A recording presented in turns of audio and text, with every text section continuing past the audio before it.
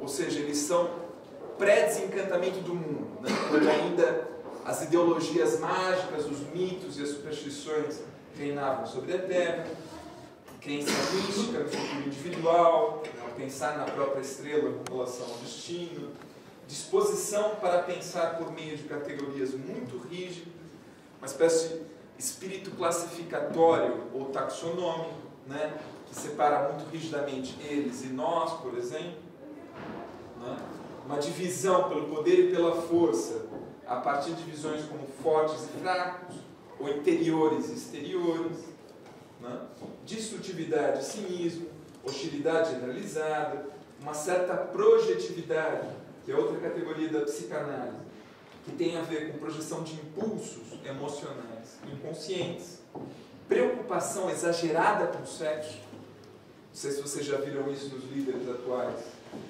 da nova extrema-direita, mas a sexualidade é um tema que é bastante evocado, em todos os sentidos, tanto na sua considerada normalidade quanto a sua considerada patologia. Então, esse tipo de pesquisa tentou ir além do que seria a pressuposição, por exemplo, que era um dos objetivos centrais dos investigadores, do que constituía o preconceito antissemita. Então eles chegaram a que conclusão? Que o preconceito antissemita nem era baseado, por exemplo, em nenhum juízo moral de experiência vivida com judeus, que era absolutamente irrelevante ter qualquer conhecimento sobre judeus, seja em concreto, familiares, vizinhos, etc., ou em abstrato, qual a história do judaísmo, que tipo de projeto já defenderam, o que constitui como religião, nada disso interessava.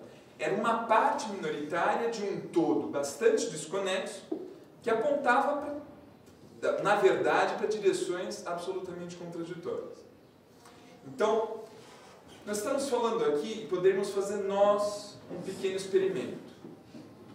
Quem aqui já foi a algum grande jogo de futebol? Ninguém gosta de futebol. 2 pessoas, 3, 4, 5 incluídas, 6, 7. Foi bem participado? Mais ou menos não conta. Quer dizer, depende também do que você está chamando de mais ou menos. Mas foram em grandes jogos que havia torcidas enfrentadas, cânticos, né, comportamentos de massa. O que vocês pensam? Ou, um outro exemplo, talvez um pouco mais totalizante aqui no nosso pequeno universo, já foram a um grande concerto de rock ou música pop? Quantos de nós? Todos. Ah! Espremeram a cara lá no início ou ficaram para o final? Ficaram em filas gigantes? Tudo isso? Qual era o concerto? Só para uma pequena... Eu fui aos Lumineers, Não vi. aos Lumineers, não sei se é muito. Ok. Temos um. O que mais? Imagine Dragons. Imagine Dragons. Fui aos The Cure. Cure. Uau. Foste aos do Cure. Você viu? O que mais? Alguém? Chutes de pontapés. Foi um sucesso. Sempre é. Ok. Também foi um sucesso. Já agora, eu, Certo. reivindicando a habilidade, eu fui ver o mítico e único concerto dos Flash que deram em Portugal. Ah. Em 1980. Juro que agora achei que o Jorge ia dizer, eu estava em Woodstock. Não, também não. Sou velho, mas não sou tanto. Ok. Chegamos lá. Mas enfim, ia ser fixe ter um membro de Woodstock aqui entre nós. Mas enfim. E do Flash também. Mas o que eu ia dizer é o seguinte, esses comportamentos de massa, vocês consideram que têm a ver com propensões, disposições individuais de cada um, que poderiam se repetir em outro contexto? Ou tem algo de específico quando nós participamos de multidão? Outra pergunta importante. É mais predominantemente intelectual ou emotivo? Apela aos sentidos ou aos nossos conhecimentos? Vocês pensam no que vocês fazem quando estão no show de bola?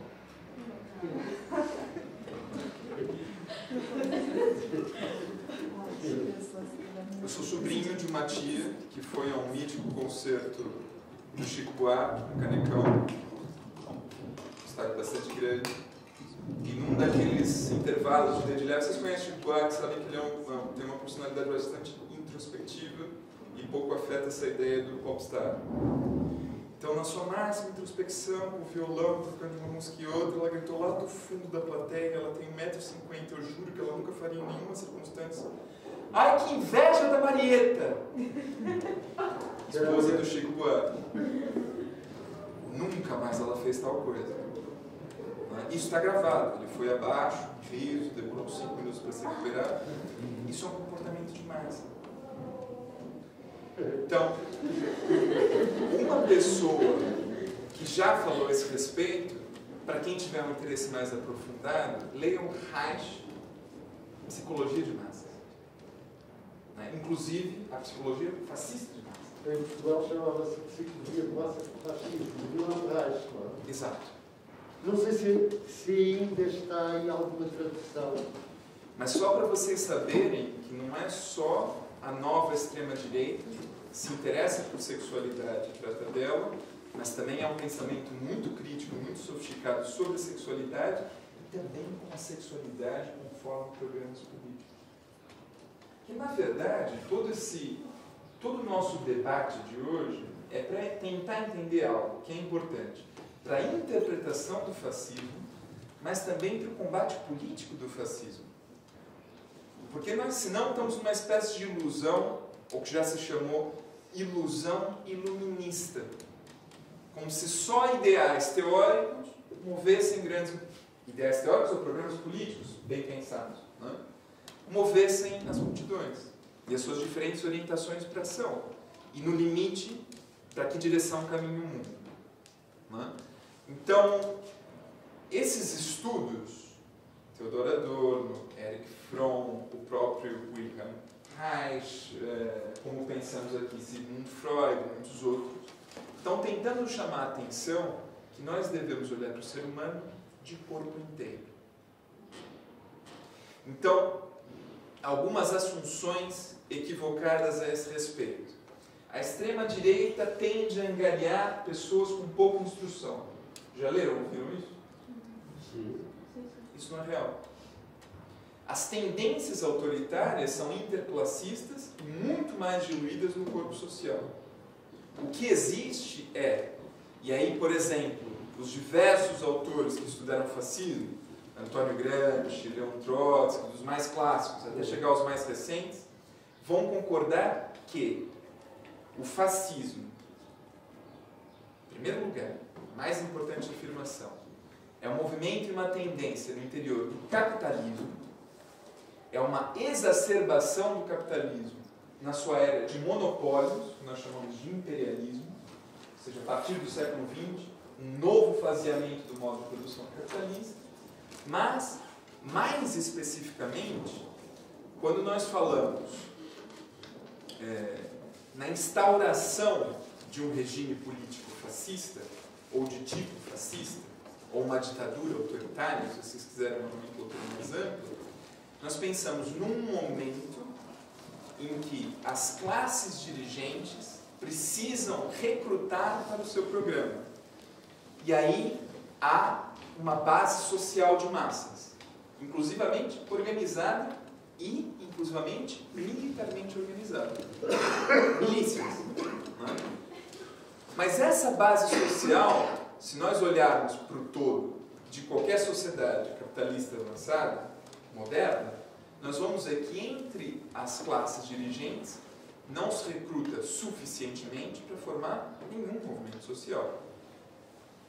Vocês já perceberam isso? O poder econômico, político e cultural é reduzido em muito poucas mãos. Então é preciso recorrer a grupos sociais externos às classes dirigentes. Né?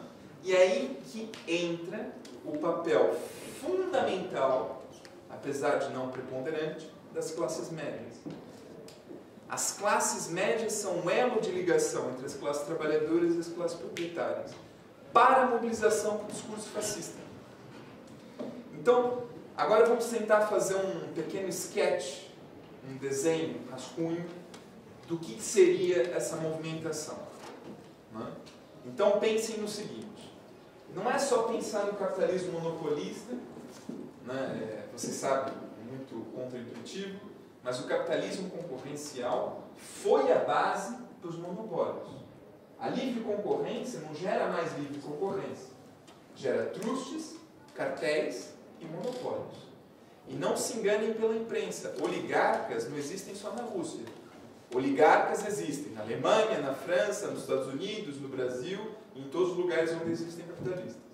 Então, essa oligarquia, esse governo de poucos, é formado, obviamente, não só pelos seus próprios membros.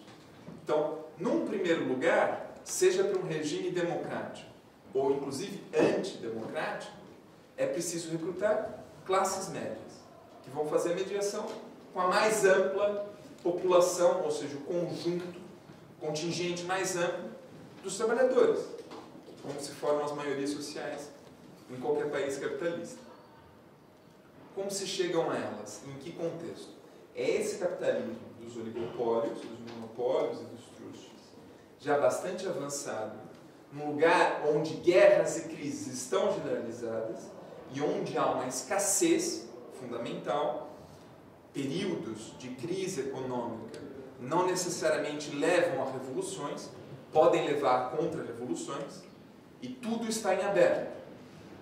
Né? A história é um processo aberto, porque é feito por nós, homens e mulheres.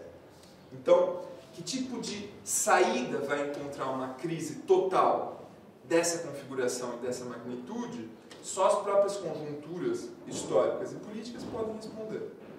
Então, o que nós sabemos desses governos, dessas ideologias e desses movimentos ideopolíticos é que eles surgiram nesses momentos. Capitalismo em ruínas.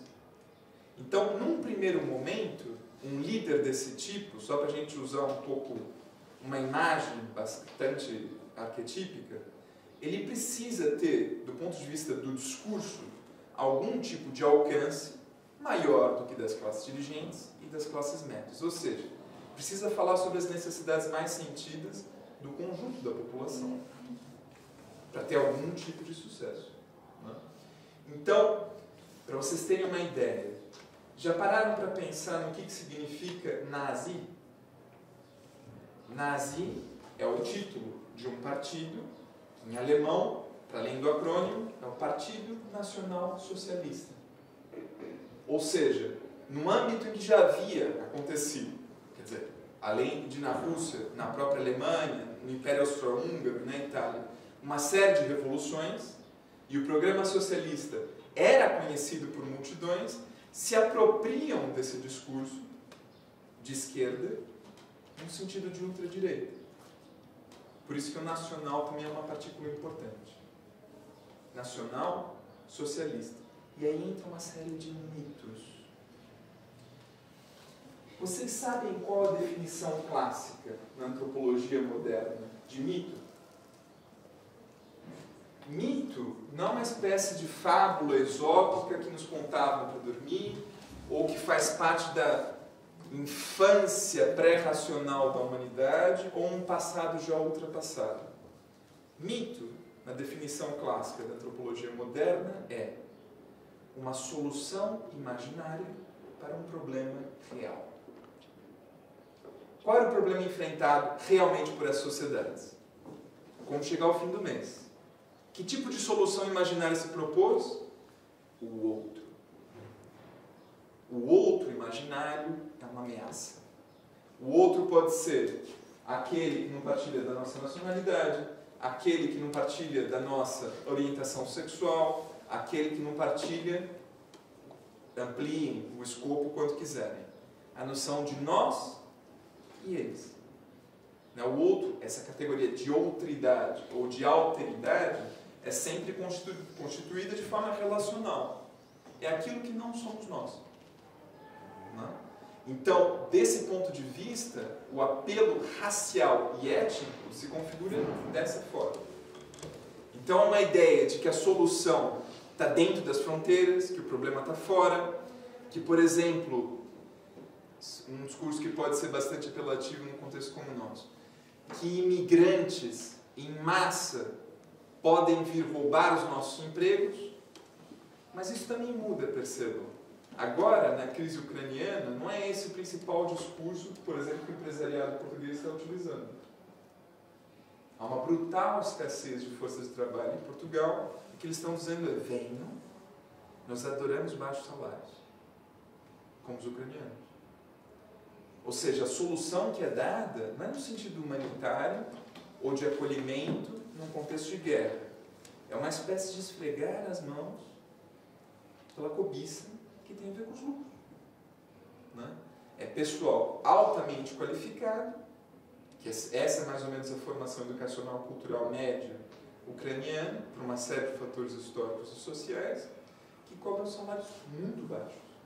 Inclusive baixos face aos padrões portugueses, que em relação à Europa Ocidental são os mais baixos, né? Mas não são mais baixos face ao leste europeu.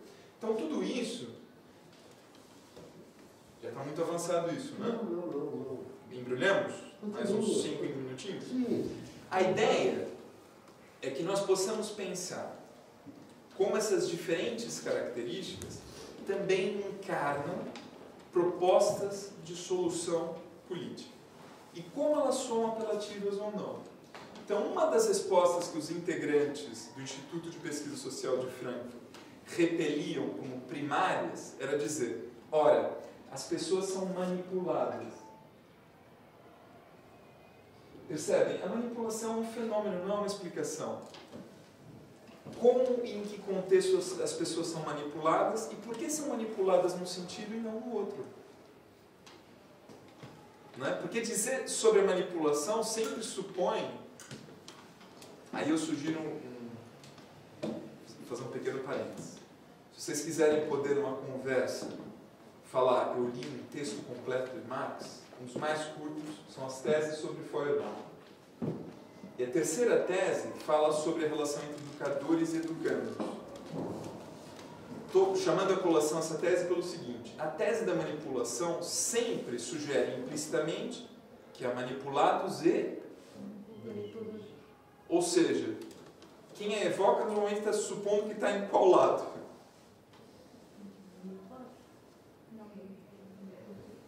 Não, de manipuladores, né? As pessoas que normalmente concebem que há gente manipulada, muito rapidamente diz que não faz parte desse grupo. É a mesma coisa que o conceito de massa, usado indiscriminadamente. Massas são sempre os outros. Né? Eu vou a um concerto de rock, fui em vários. Tive comportamento de massa, muitas vezes. Quer dizer, quando vejo a publicidade, quando pego um jornal, quando ando no metro, em vários contextos. Mas dificilmente vou me conceber a mim mesmo como parte da massa. Eu sou um indivíduo autêntico. Essa é a questão central, acho que com isso a gente poderia começar a nossa conversa, que é a base dessas teorias e também das práticas animadas por ela. É em que sentido o marxismo e a psicanálise podem ajudar, mas também um terceiro conceito.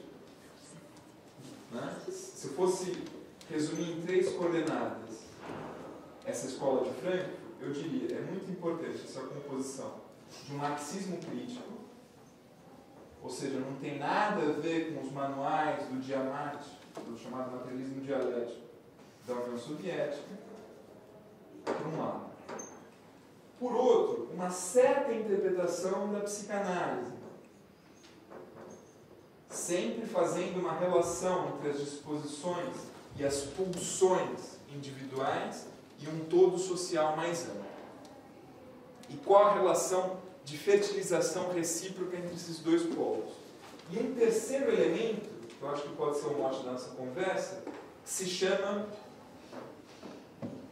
Dava um programa inteiro do professor Jorge, indústria cultural. Vocês já ouviram falar na expressão indústria cultural? O autor dessa expressão é Theodor Adorno. Sabem em que sentido ele referia essa expressão? Conseguimos tentar, por tentativa e erro? olhando para as palavras e pensando a respeito.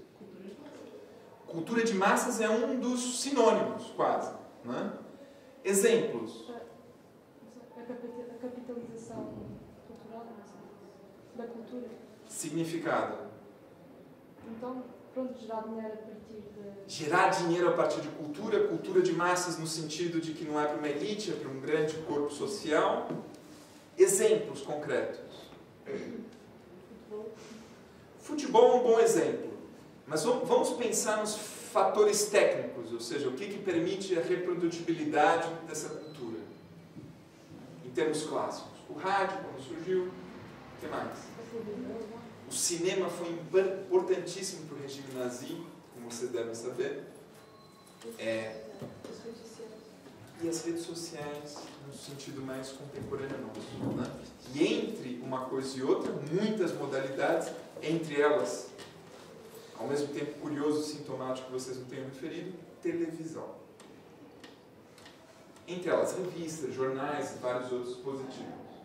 Tudo isso é indústria cultural. Agora vamos pensar, tentar fazer o que se chama uma leitura atentiva, uma leitura atenta, do substantivo e do adjetivo. Indústria, o que é?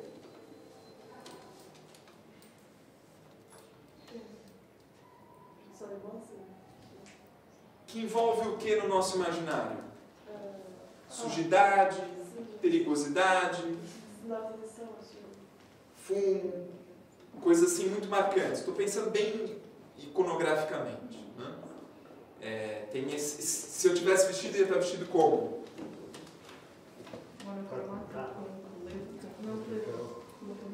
Exato. Aqui vocês chamam fato macaco, né? No Brasil chamam de macacão. Também se chama macacão. Não, aqui originariamente chama-se fato.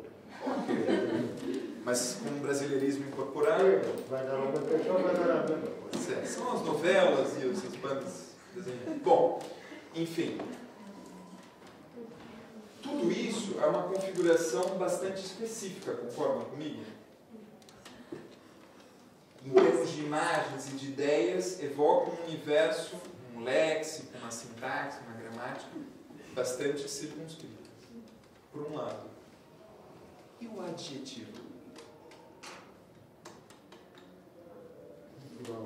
Cultural, portanto, cultura. Evoca o que para vocês? Nessa imagem mais, digamos, mais arquetípica, mais paradigmática. O que é cultura? Se a gente perguntar, por exemplo, num quiosque de jornal, numa avenida movimentada, na feira, você ainda está com um conceito mais sofisticado do que eu estou buscando. Pense simples. Informação também chegou num grau de sofisticação que é preciso voltar alguns anos na educação escolar. É um pouco o oposto da indústria, aqueles estudantes, pronto, pensam em filósofos, em pessoas... Exato. O beletrismo, quer dizer, uma noção etérea de elevação. Né? Eu, por exemplo, sugeriria com uma imagem bastante arquetípica o violino, cultura, né? Música erudita em geral. O que mais? Nesse sentido. Museus. Livros. É um dispositivo também da indústria cultural de massas. Né? Percebe? Permitiu uma grande ampliação da cultura. O que mais? Cultura. Filmes, pode ser? Ele ficou ali no limiar. Filme pode ser considerado tanto a sétima arte como mais um artefato da cultura de massa, então você ficou ali na zona cinzenta. Quer dizer, não é a minha opinião, falando do ponto de vista dessa nossa abordagem. Agora juntem as duas coisas. Fumo, graxa, perigosidade, violinos, querubins, museus.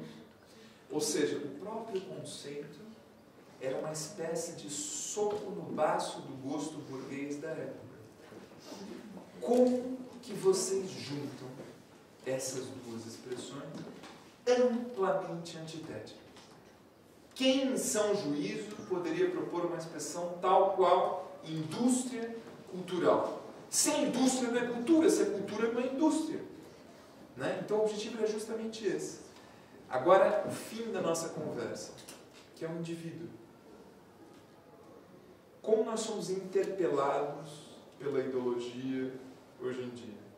Ou como a indústria cultural molda os nossos comportamentos?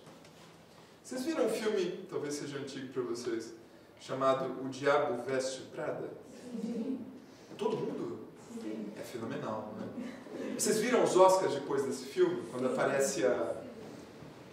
Qual é o nome da atriz? Anne Hathaway e Não. A Glenn Close. Meryl Streep. Meryl Streep, perdão. Confundi Glenn Close com Meryl Streep. Por alguma razão. Bom, a Meryl Streep, que vocês sabem que é uma das consideradas os monstros sagrados desse tipo de atuação psicológica e sutil, desenvolveu um personagem do ponto de vista da sua, como diria de forma técnica, memória emotiva, muito minimalista. Uma das orientações que os diretores de cinema dão aos atores que só haviam participado em teatro é que façam menos. O ator de teatro tem a propensão para ser expansivo. No cinema tudo significa. Né? Cada segundo condensado tem algum tipo de sentido. Então precisa ser... Tanto é que eles fazem e refazem as tomadas da exaustão. No teatro não é assim. Né? Então, nessa interpretação tão minimalista da Meryl Streep, ela depois reproduziu o seu personagem na altura das nomeações. Que assim que estão a Anne Hathaway e a colega dela, Emily Blunt, excelente ter um cinéfilo aqui na sala. Então as duas, que eram as duas que secretariavam a Meryl Streep, né, vão chamar o Oscar e vão evocar a personagem da... Qual é o nome da personagem? Miranda, é isso? Miranda mesmo? Miranda, nome tão latino assim, Miranda. Ok, tá bem. Será? Tudo bem, deve ser. Então, nós vamos chamá-la, estavam as duas assim meio atarantadas também no personagem, né? Não sabemos como fazer e tal, e de repente a Meryl Streep só faz isso, juro. E entra e sai do personagem, enfim, uma gargalhada geral. Mas enfim, existe uma cena nesse filme que quase todos vocês viram, que é quando ela entra estagiária e sai vedete de moda. No momento decisivo em que ela decide que vai deixar de considerar aquilo uma bobagem. Que é a questão da cor de um cinto. Né? Então ela vê dois cintos sendo comparados para ser usados num desfile e simplesmente faz isso. A Meryl Streep olha para ela. O que significa isso? Nada. Não, por favor, desenvolva a sua. E o que ela diz? Assim, não, é que eles são idênticos. São idênticos. Ela faz toda uma discursata sobre a indústria da moda, como ela determina comportamentos, etc. Tal, desde o alto escalão de luxo até o mais básico do consumo popular. No final de tudo isso, eu falo assim, o jersey que você está usando, da cor, você sabe qual é o nome dessa cor? Ela nem sabia qual é o nome da cor. Então, isso foi decidido num desfile, na Lohan, tal ano, não sei quando, e por isso que no ano seguinte você foi pegar no fundo de uma loja de departamento, num desconto horroroso, essa coisa que você está usando. Então, qual é o grande argumento desses nossos autores? Quer dizer, não de nenhum deles individualmente, mas do conjunto reflexivo que sai com um programa de pesquisa, por exemplo, para esse grupo chamado Escola de Frankfurt. O indivíduo é atacado num sistema social e econômico como esse. Ou seja, é difícil ser si mesmo numa sociedade humana. Quando ela é regida pelo lucro, pelos dividendos, dividendos, pelos rendimentos, pela propriedade e pelo poder. Então, tudo isso é uma reflexão para nós estarmos um pouco mais atentos, do ponto de vista da interpretação, mas também do combate, de como isso surge, ganha significado e, eventualmente, constitui um corpo social. Mas isso é só um começo de conversa, eu queria ouvi-los a respeito do que vocês pensam sobre tudo isso. Não necessariamente só o grupo que está aqui, e já agradecemos a introdução, mas esse debate, vamos continuar esse debate. Ouvi dizer que vocês estavam pensando em trazer questões da extrema-direita mais contemporânea, de como se forma. Eu sugeri ao David e ao grupo.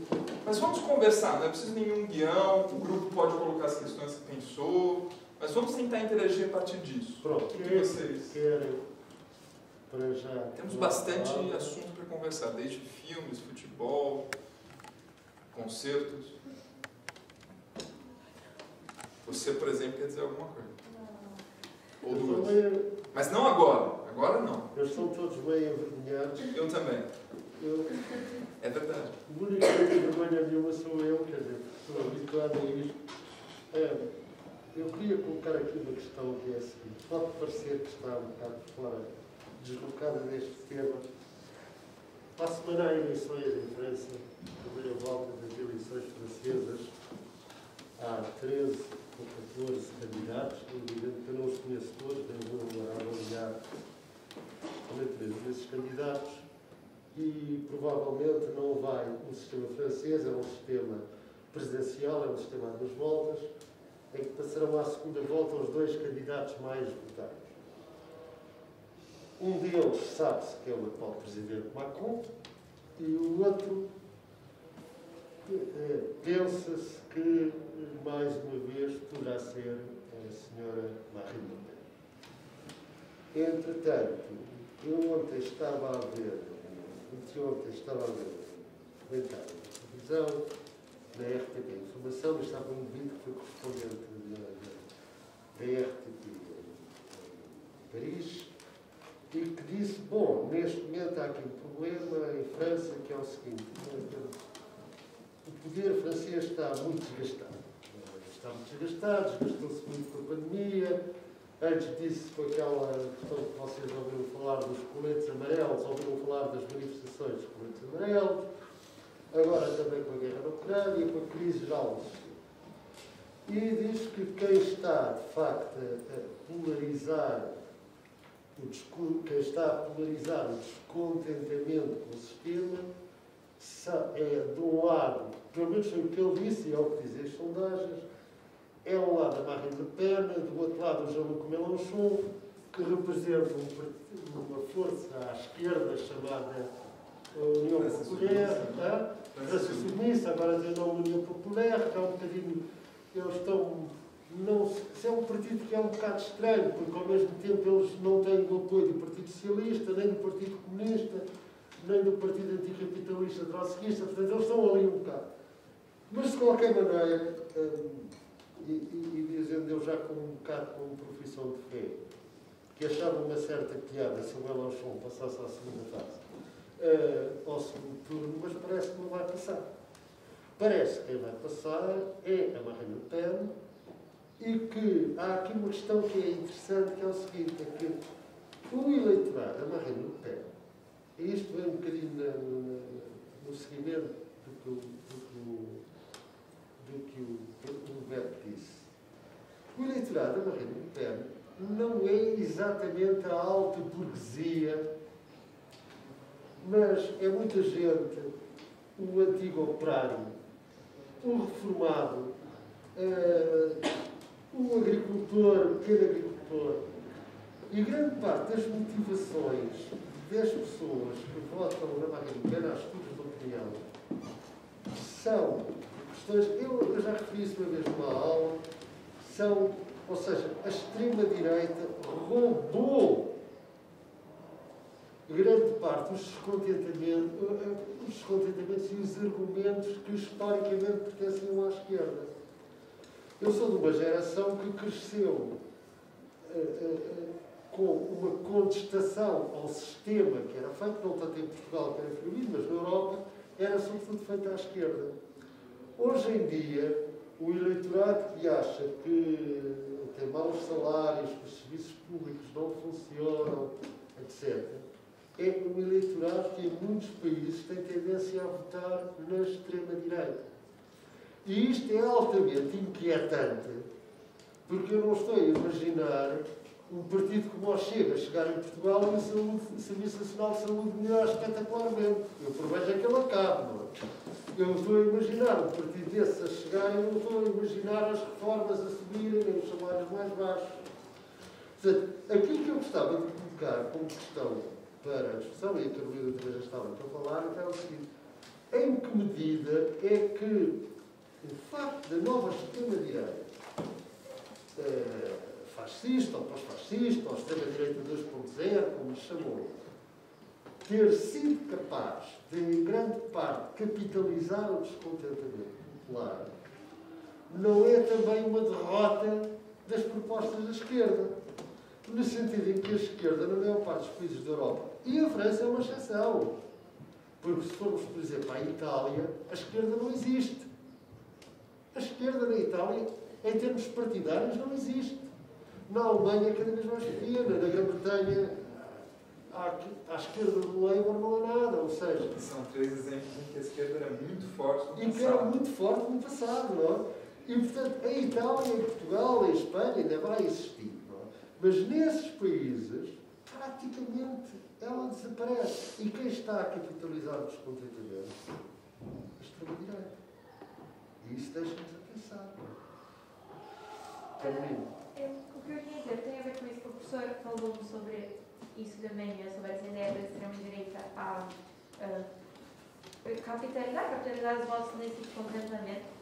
E eu pensei sobre isso porque há um tempo atrás nós fizemos aqui um debate entre as juventudes partidárias e o rapaz que veio representar a juventude socialista comentou uma coisa que ficou ressonada na minha cabeça. Que ele uma vez estava a falar com um líder sindical que disse que ia votar no Chega, e que para ele foi uma grande surpresa, como acho que para qualquer pessoa que ouve essa frase é uma grande surpresa, um líder sindical votar no Chega, e disse ao senhor, então, mas é um partido que ele vai tirar os direitos trabalhistas, ele vai piorar os serviços públicos, é isso que o senhor quer? E o homem respondeu, não, eu quero uma banana nisso tudo. E eu acho que, de certa forma,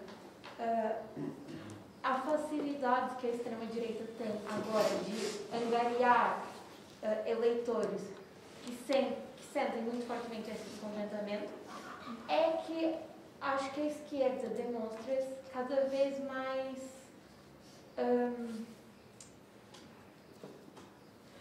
moderada nas decisões que faz e nas coisas que busca e nas propostas que dá nas eleições. Eu acho que essa moderação, que também deve ter em vista angariar eleitores de centro, no fundo afasta cada vez mais as pessoas que têm uma vontade muito grande de que as coisas mudem. E as pessoas podem ser muito ou pouco instruídas, mas eu acho que essa ideia da extrema-direita como voto de protesto em relação à forma como as coisas funcionam, vem crescendo cada vez mais também.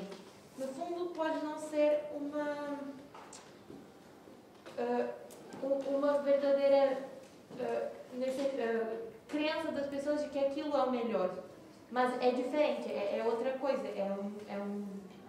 não é seguir então o mesmo caminho. Eu não sei, para mim é um pouco essa ideia que me passa o fortalecimento da extrema-direita nesse nível. As pessoas têm mais consciência daquilo que não querem do que propriamente do que querem. Quem mais? Eu tenho uma pergunta bastante nada com isto, tem a ver com o indústria em Portugal. E Como se chama? Eu queria perguntar se, de certa forma, o facto de sermos cada vez mais robotizados e perdemos a individualidade, não caminhamos para uma certa distopia de sociedade. Em que sentido? No sentido de... ou seja, desenha um pouco essa distopia. Uma distopia em que as pessoas não têm opinião própria, não têm gosto próprio, não têm identidade e só seguem rebanhos.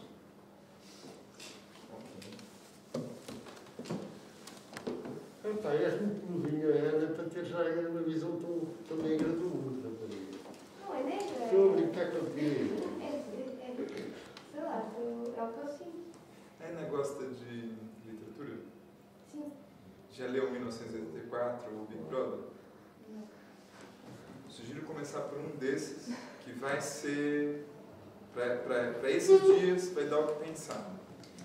Antes, se estiver muito animada, muito mesmo, não vai ser fácil, é preciso falar com umas coisas como são. Não é fácil para mim, quando eu leio, suponho que não seja fácil, em geral. O livro de onde sai esse conceito, que é todo sobre isso, se chama Dialética do Esclarecimento.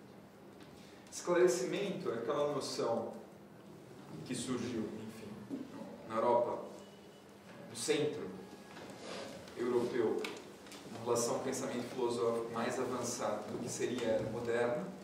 Essa noção da metáfora das luzes, esclarecimento, iluminismo, ilustração, vai tudo dar o mesmo. Só que se chama dialética do esclarecimento, porque a tese fundamental é que o mesmo caminho que leva à cultura pode eventualmente levar à barbárie. Se trata de dois caminhos diferentes. Ou seja, existem elementos no progresso que podem eles mesmos também ser distópicos. Não é?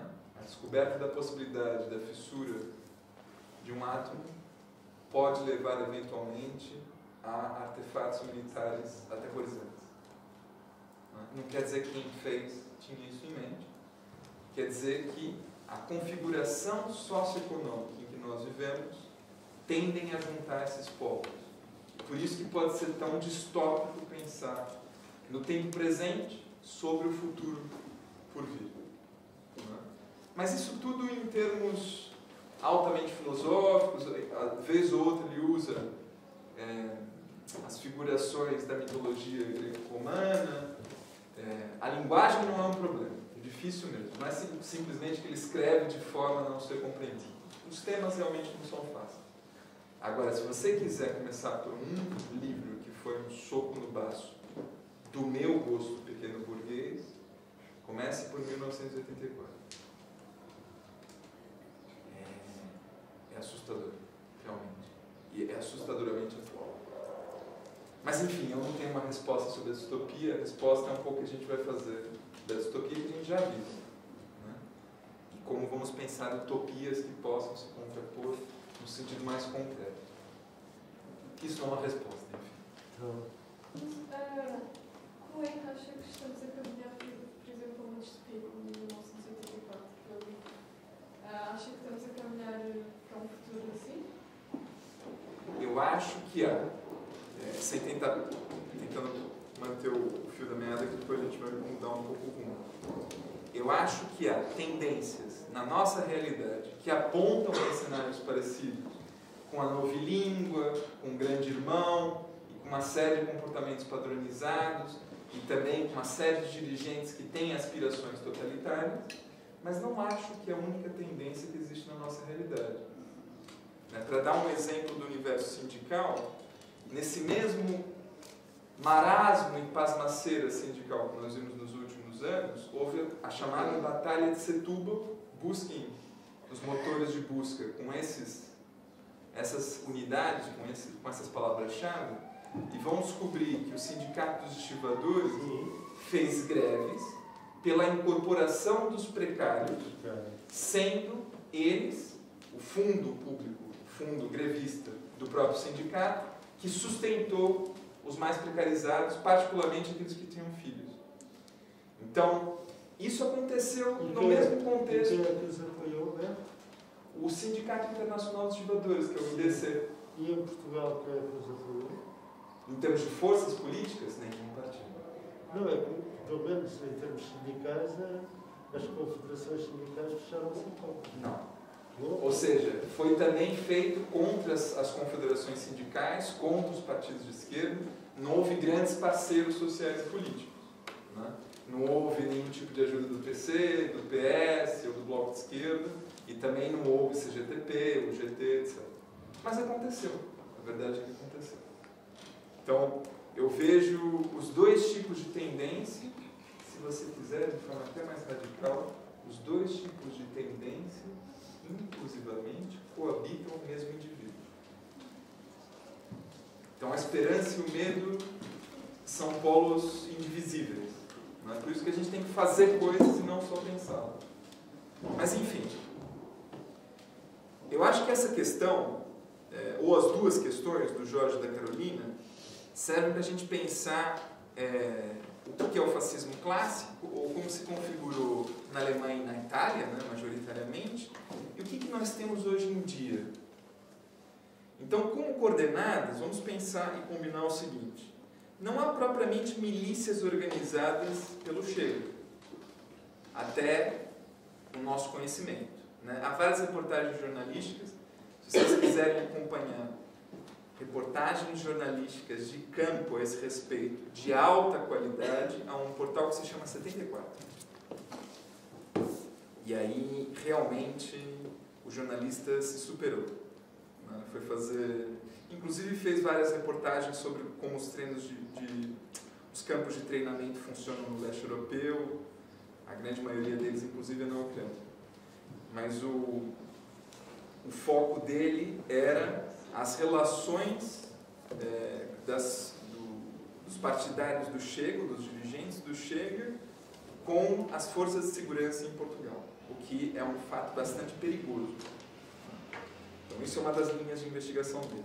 Mas, até segundo os conhecimentos, não há milícias organizadas paraestatais em Portugal. Não há também um partido fascista de massas. Nós temos um partido fascistizante com características eleitorais. Não tem apelo propriamente massivo, né?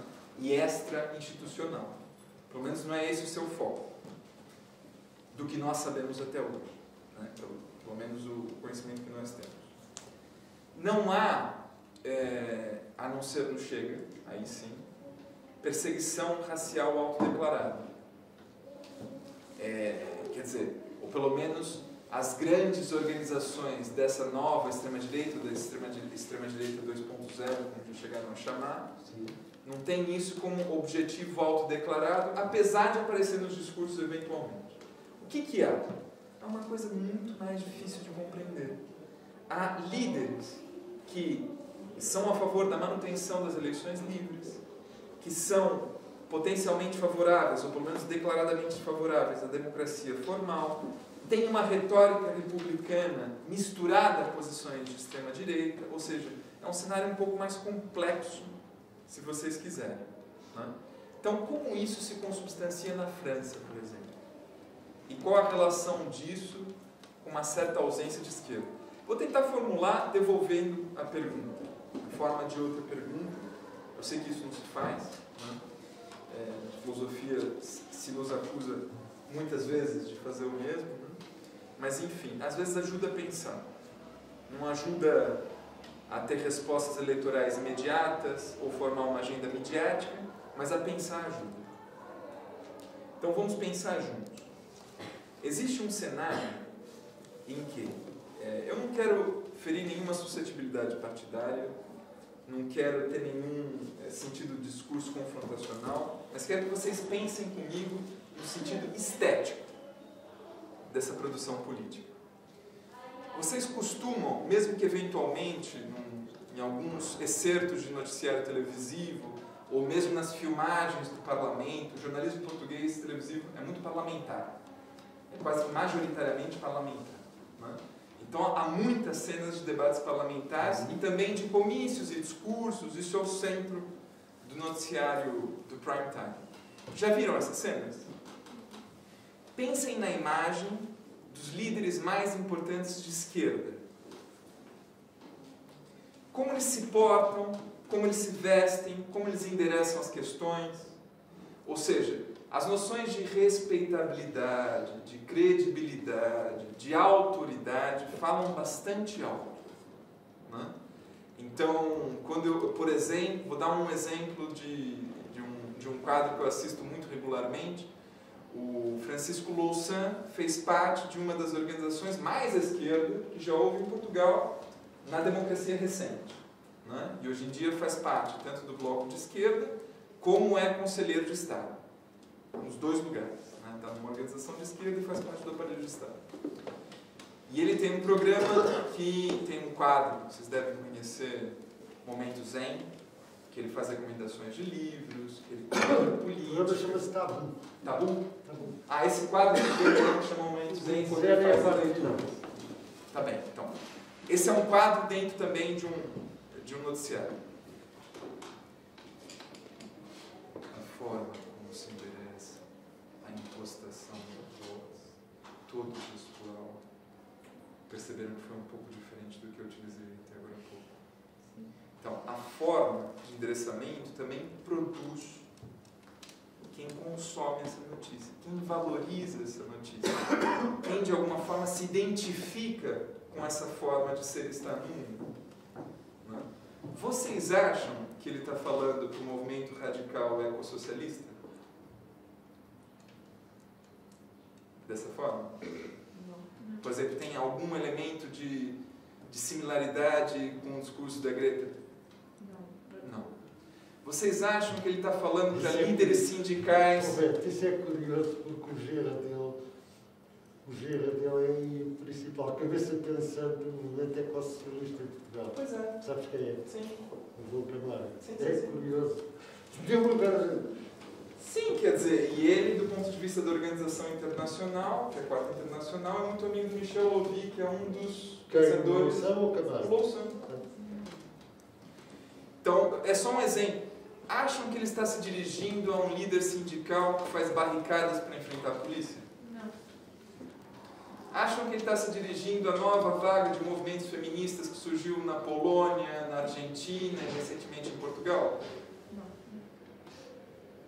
Então, essa tendência de configuração do comportamento eleitoral, e aí uma indicação de uma leitura muito interessante, ele se chama Tariq Ali, escreve romances, mas escreve teoria política também, tem um livro que se chama O Extremo Centro. Curiosa expressão, né? Ele fez algo parecido que os formuladores da expressão em indústria cultural. Extremo Centro. São radicais de nenhum dos dois polos extremos. São radicalmente afetos à maioria das opiniões eleitorais. E isso é um determinante muito forte para a configuração dos partidos, dos movimentos e dos discursos políticos. Como isso, de alguma forma, levou uma retirada, no sentido militar, ou uma debandada do campo da esquerda. Nós chamávamos, até os anos 70, movimento antissistêmico, só organizações de esquerda. Agora, predominantemente, quem se reivindica antissistema, quem compreende que é um antissistema, é da extrema-direita.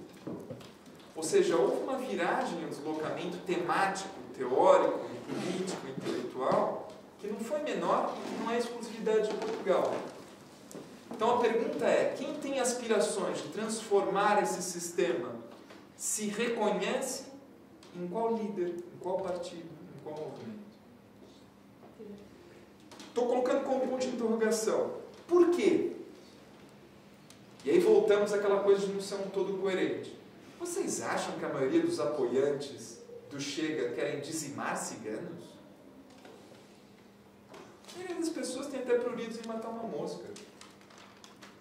Vocês acham que a maioria das pessoas que tem como ideal de voto eleitoral o André Ventura são fascistas?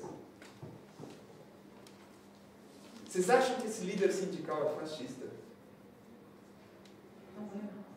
É pergunta complicada. Eu não sei responder muito bem, mas Não, mas aqui nesse paradigma, não te daria uma resposta. nesse paradigma, a ideia é pensar que existem elementos contraditórios, ou seja, autoritários, preconceituosos, eventualmente violentos, dentro de um discurso que pode ser democrático, republicano, de valores igualitaristas. Ou seja, a noção de contradição, então, cara, a filosofia dialética, para pensar esses movimentos, é imprescindível. Contradição não é um erro do pensamento ou um equívoco da realidade. É uma forma de ser dos fenômenos. Então, que sejam contraditórios não é tanto um equívoco, porventura, de um mau intérprete, né? Mas tem a ver com o desenvolvimento dos próprios processos sociais políticos. Carolina quer estar pronta. Ela não consegue sacar. Vai, Luísa, força. Em relação a isso, das pessoas votarem que não cheguei a serem necessariamente fascistas, eu acho que aí entra outra coisa, que é um privilégio que é inerente, obviamente, às pessoas que já são aceitas no sistema e que têm essa ideia de que querem mudar o sistema, que na realidade é um sistema que lhes convém muito. Por exemplo, eu sou uma mulher latina. Por mais que eu queira que o sistema mude, queira abanar o sistema todo, eu não posso dar ao luxo de votar num partido que tem tendências fascisantes, porque isso, obviamente, vai dar no torto para mim. Agora, homens brancos que querem que estão insatisfeitos podem fazer isso. E isso, é possível dizer que eles são todos fascistas? Não sei, mas que são todos privilegiados e que fecham os olhos para as pessoas que não são, isso é verdade. E aí? Podem até não ser fascistas, mas com certeza há nesse tipo de pensamento algum egoísmo e alguma falta de preocupação com a sociedade como um todo e com as pessoas que não dispõem desse mesmo tipo de privilégio. Portanto, eu não acho que dê também para diminuir o peso que tem as pessoas votarem em partidos de extrema direita. Eu não acho que dá também para olhar para isso como se as pessoas fossem vítimas da circunstância que é viver numa sociedade que não corresponde às aspirações delas. Porque, no fundo, essas pessoas que podem utilizar a extrema-direita como forma de canalizar o seu descontentamento, são pessoas que, de uma forma ou de outra, se enquadram naquilo que é esperado delas no sistema. Quer dizer, sempre podem vir exemplos de mas este homossexual vota na extrema-direita, ou esta pessoa preta, parda, indígena vota na extrema-direita. E pode até haver exemplos, porque, pronto, há loucos para tudo, como dizem. Mas não seriam representativos. Mas não é representativo, porque eu acho e tenho quase a certeza que a maior parte do demográfico que vota nesse tipo de partido são homens brancos de classe média, que é, para mim, as pessoas que, obviamente, não vão ter uma repercussão direta na sua vida com uma vitória da extrema-direita. Quer dizer, eu acho que é bom nós pensarmos e refletirmos sobre como essas pessoas não são necessariamente fascistas e como, se calhar, há salvação para esse pensamento delas, mas também não se pode tirar a responsabilidade do que o voto dessas pessoas tem como efeito na vida de pessoas que não são como elas. Eu acho que é uma declaração muito importante. Eu devo dizer logo de cara, pelo bem da honestidade intelectual, que eu discordo em toda linha. Discordo em toda linha. E acho que é importante a gente pensar a respeito. Mas de forma que eu acho que deve-se criar um debate a respeito, mais do que qualquer coisa. Mas eu colocaria nos seguintes termos. Né? Aqui, a nossa preocupação não era tanto as responsabilidades individuais, como uma compreensão de um fenômeno transindividual. Ao mesmo tempo, veja bem, é importante entender como pensam e agem individualmente. Eu acho que foi toda a tese central da apresentação de hoje. Mas queria retomar um pouco, depois já dizer que vocês vão ter toda a oportunidade de continuar esse debate, com a apresentação do Renato Teixeira. Tudo que vocês pensaram com questões... Mas você vai estar lá. Eu estou, mas eles não estão. Se quiserem, estão convidados. O Davi está sempre. O Davi vem sempre. Mas, enfim, o que eu ia dizer é o seguinte. Algumas sessões anteriores, agora não sei se foi propriamente nessa turma ou na outra, nós pensamos naquilo quando Adriano Zilhão foi na segunda, não é? Foi na terça. Foi terça? Então vocês não conhecem. Então vou Não, tentar reconstruir. Não, pronto. Que é basicamente o seguinte: nós tentamos nos perguntar sobre o que dá lugar às revoluções. E não como ponto de partida, mas como ponto de chegada, chegamos à conclusão que o que faz revoluções não são as aspirações dos modelos de sociedade que as pessoas têm em mente. Ou seja, até me lembro que das falas iniciais do grupo que fazia a síntese, apareceu a formulação: a Revolução Russa foi aquela que generalizou o marxismo. Né? E nós reconstruímos um pouco a Revolução Russa e chegamos à seguinte conclusão. Nessa ideia entre vazante e jusante, ao início da Revolução Russa, o que nós tínhamos era uma palavra de ordem das mais simples: pão, paz, terra e liberdade. Ou seja, não era tanto um bem que se queria construir, mas um mal que queria se evitar. Era o fim da guerra, o fim da escassez, a socialização da terra, que na Rússia é fundamental, a grande, esmagadora maioria camponesa, e liberdade, para poder ser Estado no mundo. E isso deu lugar a uma das revoluções mais transformadoras de toda a história da humanidade. Então, aquilo que as pessoas pensam, que as pessoas fazem, não necessariamente são coetâneos. Agora, a segunda parte, que eu acho que é a mais polêmica e com aquela que eu discordo mais frontalmente. Você já vem pensando nisso há algum tempo. Existe uma ideia, hoje em dia, que tem uma audiência bastante grande, bastante generalizada, de que seria possível depreender valores, crenças, orientações para ação, ideologias, programas políticos, disposições vitais, energias nucleares, a partir do chamado lugar de fala. Lugar de Fala é um conceito relativamente potente em várias vertentes da teoria e da filosofia política hoje em dia. Para esse tipo de epistemologia, porque também é um movimento do ponto de vista do conhecimento, ou seja, como se encara a possibilidade da apreensão da realidade a partir de uma certa lente social. Ou seja, a realidade como algo construído, e é construído fundamentalmente a partir dos nossos marcadores sociais, políticos, econômicos, inclusive psíquicos e individuais.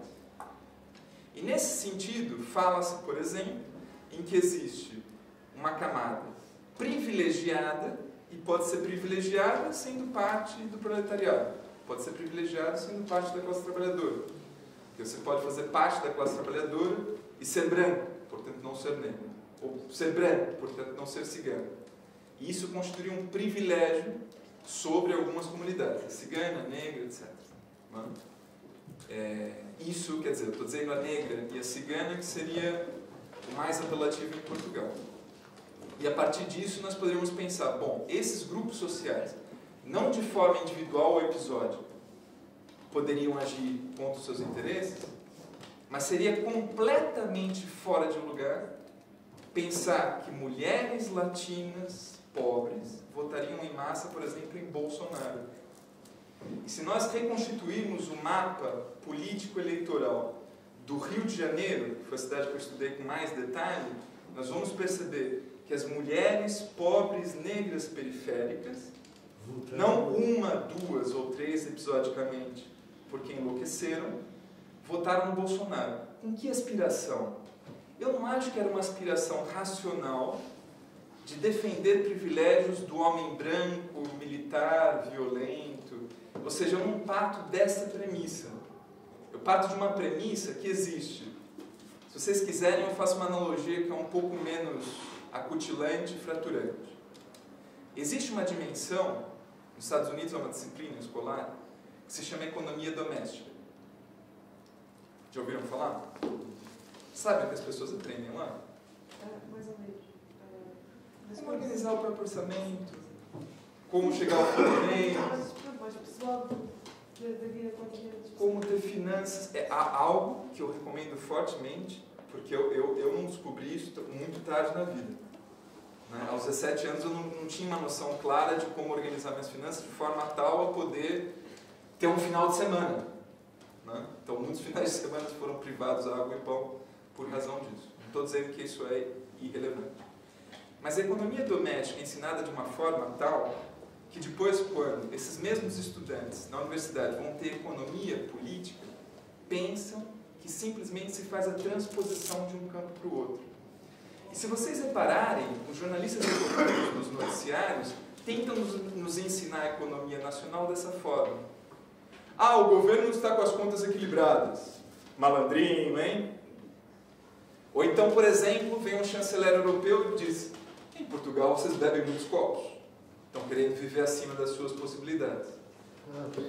Ou seja, a transposição de um campo para o outro não é automática. E aí a defesa que eu faço, se vocês quiserem, é até bastante corporativa, porque eu sou um cientista social, eu sou um sociólogo, e estou dizendo que as lógicas individuais não são imediatamente tradutíveis no corpo social. Ou seja, precisam passar por um efeito de tradução. Não quer dizer que sejam irrelevantes. As pessoas tendem a defender os seus interesses, mas não são só racionais. Ou seja, o desejo, o inconsciente e o imponderável também regem comportamentos políticos, e não dessa forma, porque o que você descreveu é um pouco a teoria da escolha racional. Eu tenho um grupo social que vai ser diretamente prejudicado caso chegue ao poder. No mais das vezes, façam enquetes improvisadas em casa. Perguntem para os mais velhos como e por que eles votam. Se lembram do voto das eleições anteriores e em que sentido chegaram a, por acaso, ler um programa. Vocês acham que foi assim que Marcelo Rebelo de Sousa chegou ao poder? Com o programa político dele? Então, esse é porque agora eu não estou falando de um neofascista ou da extrema-direita, eu estou falando de um político tradicional da direita portuguesa, que já é um político tradicional da direita portuguesa há muitos anos, e que teve um treinamento ostensivo, não só na política parlamentar, mas também na universidade e também no jornalismo. Então, como se chegou a essa imagem do presidente dos afetos? Tem alguma coisa a ver com o poder de atração eleitoral do PSD? Do partido ao qual ele pertence? Não. Então, a minha hipótese é que não. E a minha hipótese é que nós não podemos, e no limite não devemos, impedir o rótulo de fascista ou não fascista aos indivíduos. No caso, há indivíduos fascistas. Dificilmente eles são autodeclarados. Então esse é um dos problemas, inclusive, de origem. Querem saber quem é o fascista? Perguntar não vai ajudar. Nós podemos perguntar comportamento com relação aos judeus, comportamento com relação aos negros, que tipo de valoração dão as mulheres. Agora, perguntar diretamente, vocês acham que tipo de resposta a gente ia colher numa pesquisa de opinião de larga escala? 99,9999% da população portuguesa não é fascista. Assim como 99,9999% não é racista, ou não é xenófobo, ou não é machista. Então é preciso ir além da autodeclaração e da consciência verbal dessas pessoas. Porque senão é difícil... A perspectiva de transformar isso, que é o que nos move, é sempre, digamos, mais difícil do que essa primeira instância. Que deve-nos também ser a nossa pulsão vital, essa indignação com relação à realidade, mas depois vem um trabalho um pouco diferente, que é como nós vamos compreendê-lo. E também se compreender é difícil de transformar. São 6h28. Eu acho que foi uma aula, uma lição ótima. Agradeço imenso. Espero que tenham todos gostado. Isto são assuntos difíceis e que estão sempre abertos. E continuem abertos. E que merecem... Isso aí, quer dizer, vocês vão na sequência conversar com muita gente que pensa diferente. O grupo que preparou a entrada... Olha, muito